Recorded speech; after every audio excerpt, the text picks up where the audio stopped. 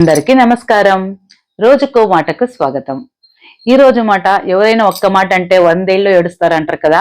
అలాగే నేను కూడా వాళ్ళేమనుకున్నారో వీళ్ళేమనుకున్నారో వాళ్ళేమంటారో వీళ్ళేమంటారో అని ఎప్పుడు వాళ్ళు ఏదన్నా అదే ఆలోచన చేస్తూ కూర్చునేదాన్ని. దీనికి సంబంధించిన చిన్న స్టోరీ చెప్తాను. ఒక ఊళ్ళో ఒక సావుకారి ఉంటాడు. ఆయన కూడా నాలాగే వాళ్ళేమంటారో వీళ్ళేమనుకుంటారో వాళ్ళు ఇలా అన్నారు అలా అన్నారు అని ఎప్పుడు యోచన చేస్తూనే ఉంటాడు. ఒకసారి కట్టపైన కూర్చున్నప్పుడు వాళ్ళ ఫ్రెండ్ అడుగుతాడు, ఎందుకు నువ్వు ఎప్పుడు ఒకలా ఉంటావు కదా అంటే, అప్పుడు తనకి ఏమైతుంది కదా అది చెప్పేస్తాడు. అప్పుడు ఏం చెప్తాడు, పక్క ఊర్లో ఒక గురువులు వచ్చారు, ఏం సమస్యలున్నా అన్ని పరిహారం చేస్తారు, అక్కడికి వెళ్దాంరా అని పిలుచుకేస్తాడు. అప్పుడు గురువులకి దండం పెడతాడు, సమస్యను చెప్పుకుంటాడు.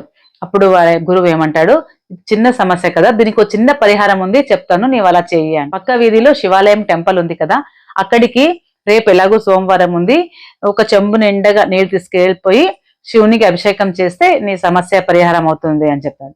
ఇంతేనా అంటాడు. కానీ నీవేం వాటర్ తీసుకుంటావు కదా చెంబు నిండా నీళ్లు, అది ఒక్క డ్రాప్ కూడా అంటే ఒక్క చుక్క కూడా కింద పడకూడదు, అట్లా తీసుకెళ్లి నీవు అభిషేకం చేసి రావాలి అంటే, సరేలే అని నమస్కరించి వెళ్తాడు. నెక్స్ట్ డే స్నానం చేసి చెంబు నిండా నీళ్లు తీసుకొని పక్క వీధిలో ఉంటది కదా టెంపుల్, అక్కడికి చాలా నిదానంగా ఒక్క డ్రాప్ కూడా కింద పడినట్లు అభిషేకం చేసి వస్తాడు.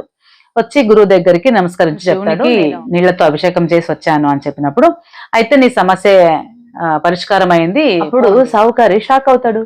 ఎలాగా అంటే, నీవు ఏమి మార్నింగ్ వాటర్ తీసుకొని పోతుంటావు కదా, అప్పుడు నీవు పోయేటప్పుడు మీ ఇంటి పక్కల వాళ్ళు, ఇంటి ఎదురు వాళ్ళు, దారిన చూసేవాళ్ళు పోయేవాళ్ళు అందరూ నీ గురించి అనుకున్నారు, ఏం మాట్లాడలేరు అనుకుంటున్నావా?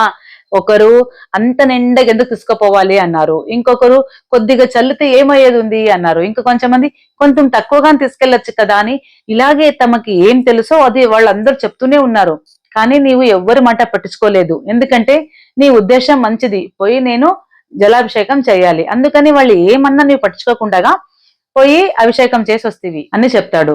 నిజం కదా ఫ్రెండ్స్, మేమైనా అంతే, వాళ్ళేమనుకుంటారో వీళ్ళేమంటారో అని ఎప్పుడు ఆలోచిస్తూ కూర్చోదానికన్నా, మనం చేసే ఉద్దేశం మంచిదే ఉన్నప్పుడు మనం ముందు చూసి పని చేసుకోవాలని చెప్తూ ఈ రోజు మాట ముగిస్తున్నాను. మీలో కూడా ఎవరికైనా ఇలాంటి అనుభవం ఏంటి కమెంట్లో తెలియజేయండి. మరో మాటతో కలుసుకుంటాను. అంతవరకు నమస్కారం.